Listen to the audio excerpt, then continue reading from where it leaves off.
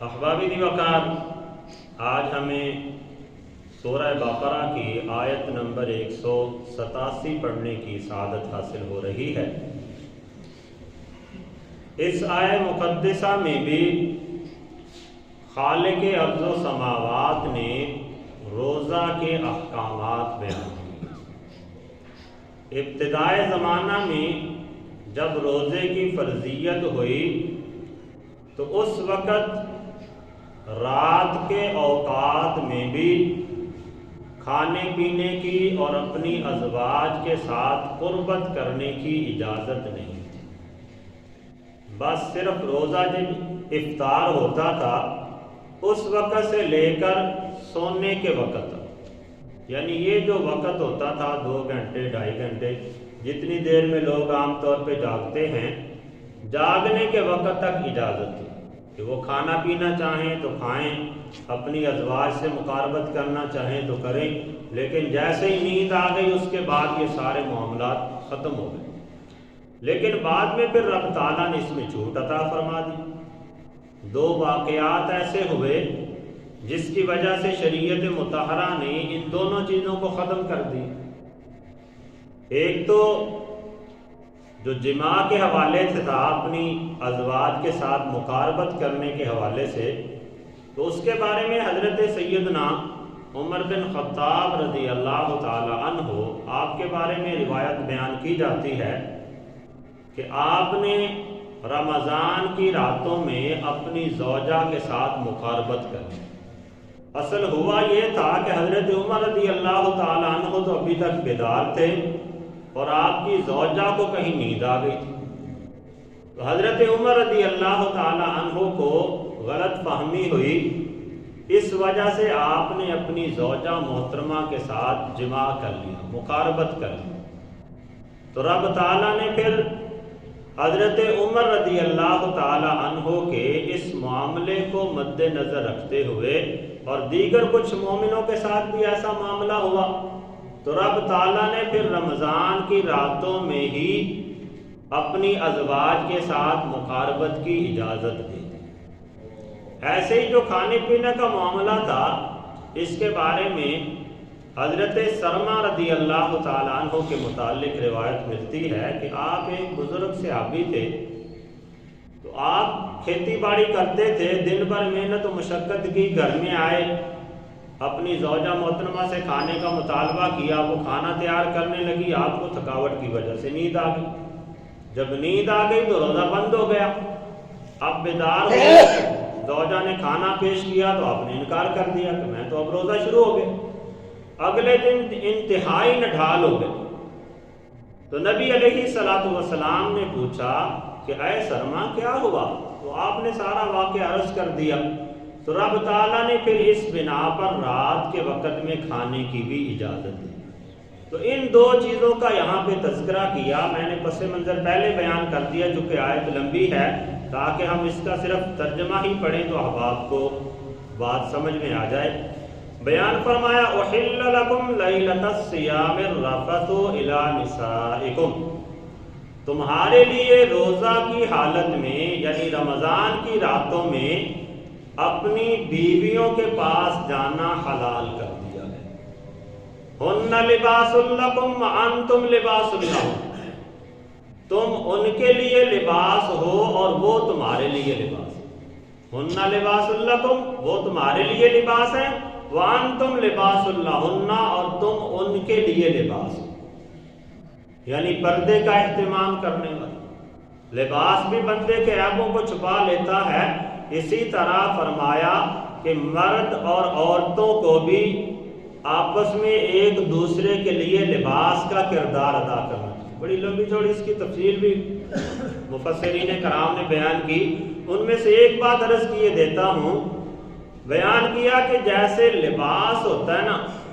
لباس بندے کے بدن کے اوپر جتنے بھی عیوب و نقائص ہوتے ہیں، کوئی داغ دھبے ہوتے ہیں، لباس اسے چھپا دیتا ہے اور بندے کو ایک حسین و جمیل شکل میں لوگوں کے سامنے پیش فرماتا ہے۔ تو فرمایا جو اللہ نے بیان فرمایا کہ ہن لباس لکم وانتم لباس لہن، وہ تمہاری عورتیں تمہارے لیے لباس ہیں اور تم ان کے لیے لباس ہو۔ مطلب یہ کہ مرد عورت کے اور عورت مرد کے جتنے بھی عیوب و نقائص ہیں، اس میں کوئی خامیاں ہیں، بد اخلاقی ہے، جو بھی کوئی بات اس میں پائی جاتی ہے، ان تمام کے اوپر پردہ ڈال دے اور لوگوں کے سامنے مرد اپنی بیوی کو انتہائی حسین و جمیل بیان کرے، خوش اخلاق بیان کرے، اس کی صفات و کمال بیان کرے، اور عورت اپنے شوہر کے تمام عیبوں پہ پردہ ڈال کے لوگوں کے سامنے یا جس کسی کے سامنے تذکرہ کرنا پڑے تو اپنے شوہر کو حسین و جمیل بیان کرے، خوش اخلاق کا پیکر بیان کرے، شوہر کی صفات و کمالات کا اظہار کرے۔ تو اس اعتبار سے فرمایا ہن لباس لکم وانتم لباس لہن، کہ وہ عورتیں تمہارے لیے لباس ہیں اور تم ان کے لیے لباس ہو۔ ارشاد فرمایا علم اللہ انکم کنتم تختانون انفسکم فتاب علیکم وعفا عنکم، اللہ تعالیٰ نے جان لیا کہ تم لوگوں نے اپنے ذات کے ساتھ خیانت کی، یعنی جو تمہیں رمضان کی راتوں میں اپنی ازواج سے مقاربت کرنے سے منع کیا گیا تھا، تو فرمایا تم سے خیانت ہو گئی، تم اپنے نفس پہ کنٹرول نہیں کر سکے۔ تو رب تعالیٰ کو ہر چیز کا پتہ ہے، بندے کے دل میں جو خیال آتا ہے رب تعالیٰ کو اس کا بھی علم ہے، تو اس لیے رب تعالیٰ نے فرمایا کہ اللہ کو معلوم ہو گیا کہ تم لوگوں نے اس طرح کے معاملے میں خیانت کی ہے، لیکن رب تعالیٰ نے گرفت نہیں فرمائی۔ وہ رؤوف الرحیم ہے، غفور الرحیم ہے، وہ معاف فرمانے والا ہے۔ رب تعالیٰ نے فرمایا فتاب علیکم وعفا عنکم، بس اس پروردگار نے تمہاری توبہ کو قبول فرمایا اور تم سے درگزر کرتے ہوئے ساتھ انعام کے طور پہ یہ اعلان فرمایا فالآن باشروہن وابتغوا ما کتب اللہ لکم، اب تمہیں رمضان کی راتوں میں اپنی ازواج کے ساتھ مقاربت کرنے کی اجازت ہے، بس تم اپنی ازواج سے مباشرت بھی کرو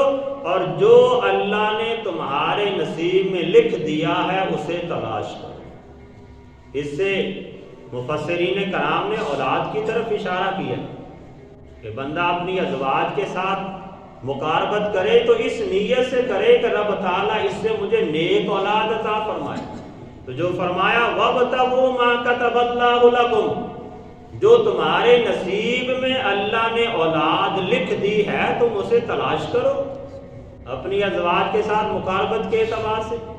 تو یہاں تک کا جو مفہوم تھا اس میں رمضان کی راتوں میں جو اپنی ازواج کے ساتھ مقاربت کی ممانعت تھی، اتنے حصے کے اندر اس کی شریعت مطہرہ میں اجازت دی۔ پھر آگے بیان فرمایا وَكُلُوا وَاشْرَبُوا حَتَّى يَتَبَيَّنَ لَكُمُ الْخَيْطُ الْأَبْيَضُ مِنَ الْخَيْطِ الْأَسْوَدِ مِنَ الْفَجْرِ، اور کھاتے پیتے رہو یہاں تک کہ فجر کا سفید دھاگا رات کے سیاہ دھاگے سے ممتاز ہو جائے۔ اب اس جملے کے اندر رات کے وقت رمضان کی راتوں میں کھانے پینے کی اجازت دے دی۔ پہلے تو تھا کہ جب تک سو جاتے ہیں اس وقت تک اجازت ہے، جیسے ہی سو گئے تو روزہ بند، لیکن اب اللہ تعالیٰ نے یہ اجازت دے دی، یہ ارشاد فرما دیا کہ جب تک فجر کی سفیدی طلوع نہیں ہو جاتی اس وقت تک تمہیں اجازت ہے، تم کھاؤ پیو جو چاہے کرو، لیکن جب سفیدی فجر کی شروع ہو جائے، دن شروع ہو جائے، پھر روزہ بند ہو گیا، اس کے بعد فرمایا ثم اتم الصیام الی اللیل، پھر تم اس روزے کو رات تک مکمل کرو، یعنی سورج کے غروب ہونے تک پھر تم اپنے روزے کو مکمل کرو۔ تو یہ سارے معاملات اس کے اندر رمضان کی راتوں میں اپنی ازواج سے مقاربت کی بھی اجازت ہو گئی اور اس کے ساتھ ساتھ رمضان کی راتوں میں کھانے پینے کی اجازت کا بھی حکم ہو گیا۔ پھر آگے ایک اور حکم بیان فرمایا وَلَا تُبَاشِرُوهُنَّ وَأَنْتُمْ عَاكِفُونَ فِي الْمَسَاجِدِ، اور جب تم مسجدوں میں اعتکاف کی حالت میں ہو تو اس وقت اپنی ازواج سے مقاربت نہ کرو، اپنی ازواج سے عمل زوجیت ادا نہ کرو۔ تو جو بندہ اعتکاف کی حالت میں ہے، چاہے مرد ہے یا عورت ہے، مرد تو عام طور پہ مسجد میں ہی اعتکاف کرتے ہیں، اور خواتین بھی ابتدائی زمانہ میں مسجد میں اعتکاف کیا کرتی تھی، لیکن فی نفسی یا فی زمانہ میں خواتین کو گھر میں اعتکاف کی اجازت دی کہ وہ گھر کے اندر مسجد بیت میں اعتکاف کریں۔ مسجد بیت سے مراد یہ ہوتا ہے کہ گھر میں ایک جگہ بندہ مختص کرے جسے بندہ نماز وغیرہ اور ذکر و اذکار کے لیے مختص کر دے، اسے مسجد بیت کہا جاتا ہے۔ تو عورت نے اگر اعتکاف کرنا ہے تو اس کے لیے لازم ہے کہ وہ گھر میں مسجد بیت کا انتخاب کرے گی، کسی ایک کمرے کو، کسی ایک جگہ کو اپنے لیے مسجد بنائے گی جو مسجد بیت کے حکم میں ہوگی، اور وہ وہاں پہ اعتکاف کرے گی۔ اب جب وہ اعتکاف کی حالت میں ہوگی تو اس وقت بھی مقاربت کرنے سے اس آیہ مقدسہ میں منع کر دیا گیا۔ پھر آگے ارشاد فرمایا تلک حدود اللہ فلا تقربوها، یہ اللہ کی حدیں ہیں سو تم ان کے قریب نہ جاؤ۔ یعنی روزے کی حالت میں ازواج سے مقاربت کرنا، کھانا پینا، یا اعتکاف کی حالت میں عورتوں سے مقاربت کرنا، یہ حدیں ہیں اللہ کی، ان کو پامال کرنا یہ شرعاً جائز نہیں ہے۔ کذالک یبین اللہ آیاتہ للناس لعلہم یتقون، اسی طرح اللہ تعالیٰ تمہارے لیے اپنی آیتوں کو بیان فرماتا ہے تاکہ تم متقی بن جاؤ۔ اللہ تعالیٰ کی بارگاہ میں دعا ہے کہ اللہ تعالیٰ ہم سب کو بھی تقوی کی دولت عطا